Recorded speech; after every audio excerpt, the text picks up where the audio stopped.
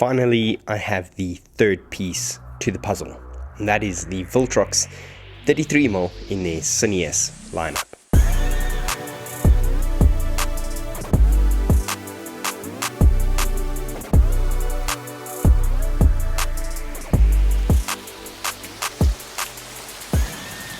Now, to keep this interesting and probably relatable to most of you, I'm going to be putting the Viltrox 33mm up against the very well-known Sigma 33mm f1.4. Now, I am completely aware that this is a video-centric lens and this is a photo-centric lens. However, a lot of people create video with this, but it's a good comparison rather than just showing you how well this performs. Also, both these lenses do come in very similar mounts, being MFT and Sony E-mount. So to start off, T-stop versus f-stop. The first thing is f1.4 and T1.5. Now, if you're new to Cine lenses, you probably have always wondered what is T-stop as opposed to f-stop. F-stop is essentially the amount of light that passes through the lens, basically a way to measure aperture, as they say.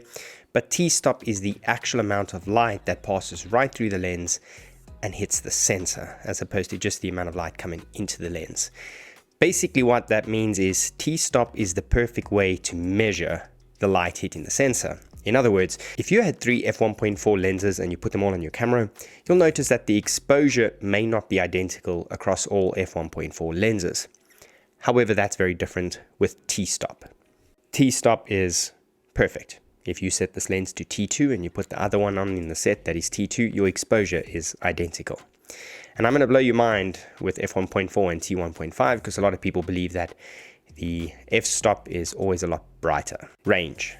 Now, the Viltrox Cine line does come in 3 lenses, 23, 33 and 56mm. Now, if you have been on this channel for a while, you'll have noticed I've reviewed the 23mm as well as the 55mm, and I've put them up against very well-known lenses for these types of mounts. So if you would like to check out maybe the 23 or 56mm, I'll leave a link in the description to those videos so you can just hyperlink your way to them. But for today, we're going to be looking at the 33mm, which on micro 4/3 is 66mm equivalent. Build quality. Now, Cine lenses are known to be built like tanks, and the Viltrox line is exactly the same.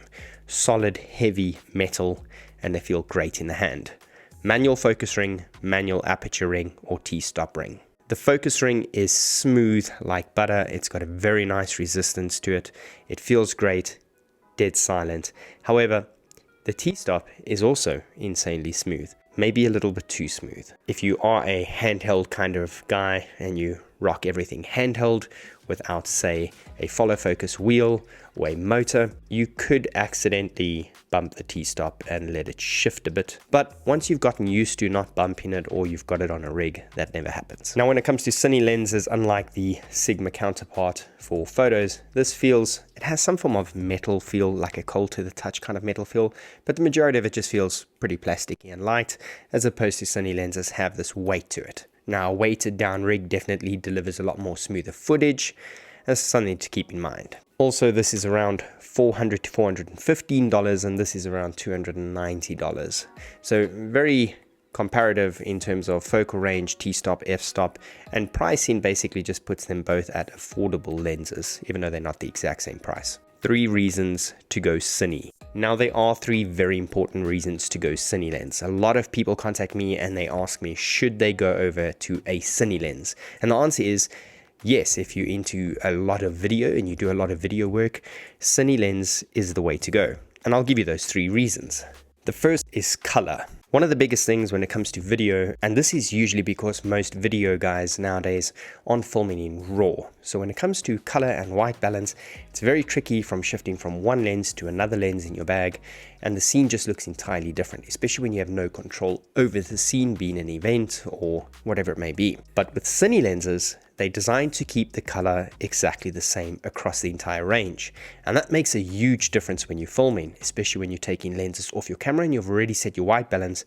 You can pop another lens on and the white balance is the same. The scene looks the same, the shot looks the same, less to worry about. Now, that is the idea on Cine lenses, and I'll be doing a test across all 3 of these just so that you can have a look. Even if they're not the same sometimes, they are almost identical. The second most important thing is the gears. The gears are placed in the exact same spot. So when you compare the 23, 33 and 56mm, you'll see that the gears line up exactly the same. So if you do have a rig with a follow focus motor, or perhaps your gimbal you run with a follow focus motor, swapping these lenses out makes it a lot easier because the gears line up and you don't have to adjust your rig. And the third, and probably this is the coolest one for me, is gimbals.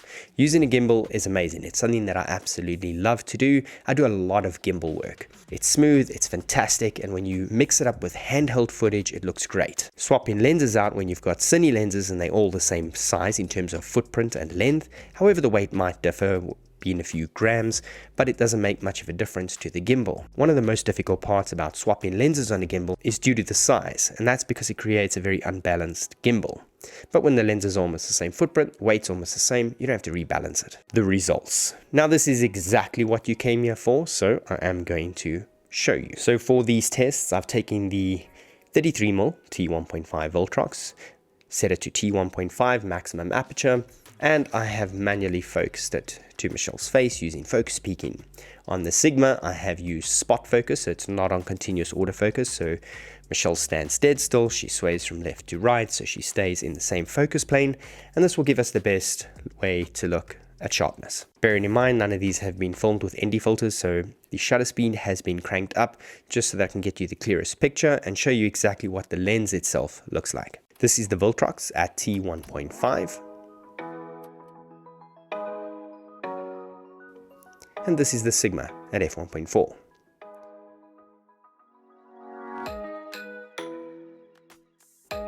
At 300% side by side, you can see the sharpness is almost identical. Now for some people, a not so sharp lens is better.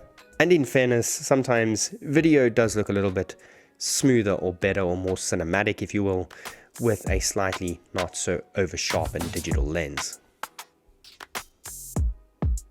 But if you are looking for a sharp image, here's a few shots as I've taken the Viltrox from T1.5 through to T2.8.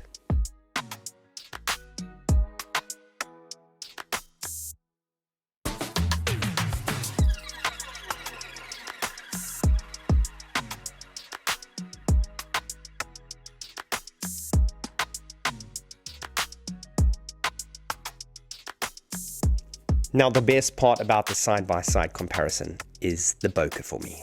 It's softer, it's cleaner, it has this kind of creamy feel to it. I don't exactly know how to explain it. You see it a lot more with some of the other lenses like the 23 and the 56mm, but there is something that I've noticed and I love it.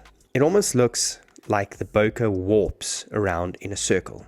Now it's not a lot, but if you look at it, the Sigma doesn't do it. And this is what comes down to Cine lenses. It's characteristics of a lens that make that lens great. It's the way that a lens makes the footage feel. Might not be for you, it might be the perfect thing for you.